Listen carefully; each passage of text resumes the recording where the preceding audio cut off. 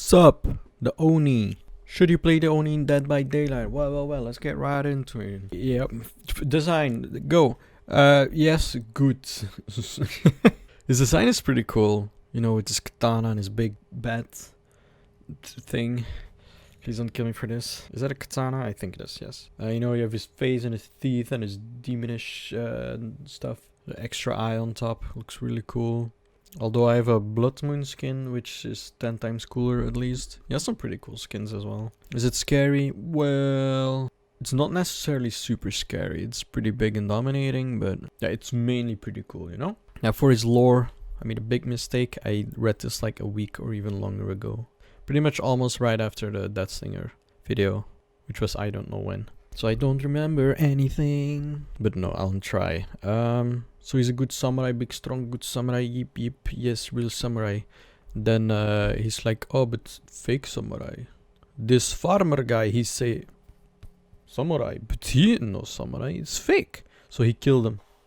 He kills them all. He goes on a purge, kills everyone in town or city or country or whatever that isn't a real samurai and just brutally murders a lot of people. Now, of course, he gets shamed for this because what the fuck, why? They murder people, not good.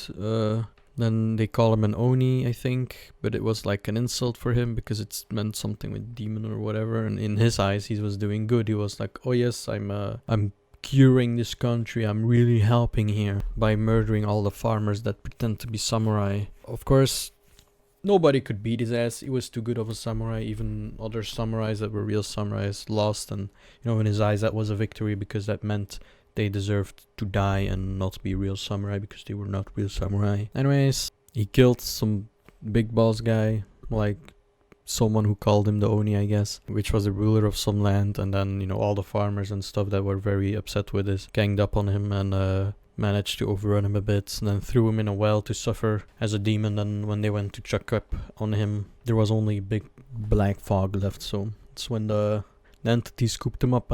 For his chase music, the way chase music works is in 4 layers. First layer is the furthest away, it's 32 meters, the second is 16 meters, the third one is 8 meters, and the fourth layer is right behind you. Run for your life, what are you doing? I'm gonna be ranking these, well, not really ranking, just giving my thoughts. The first layer is pretty chill, actually. Yeah, nothing much to say about it, actually. Second layer is actually pretty cool. Some extra jumps. But again, don't have too much to say about it. Third layer adds a bit of intensity, but yeah, it does add some decent intensity. Nothing too remarkable, though. It feels like they added a wooden cowbell on the fourth layer. It's more active, the song, but nothing like too scary or like, ooh, this is very noticeable about the song. Oh well, they can't all be gems. Not a lot are actually. Anyways, his power. For his power.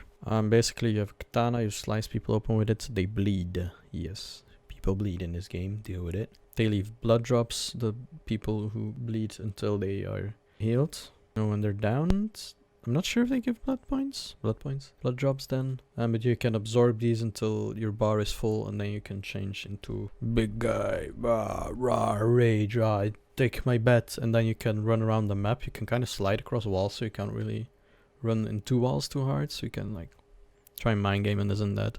This goes on for a good bit. It's pretty difficult sometimes to control when you start hitting survivors because you just slam them. Even if they are healthy, they just get downed immediately.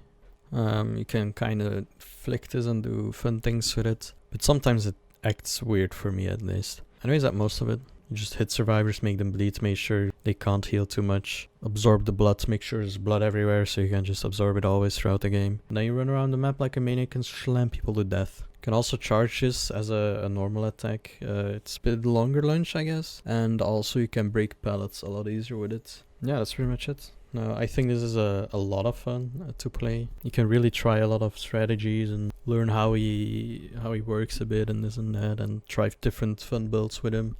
So should you play? My overall thoughts?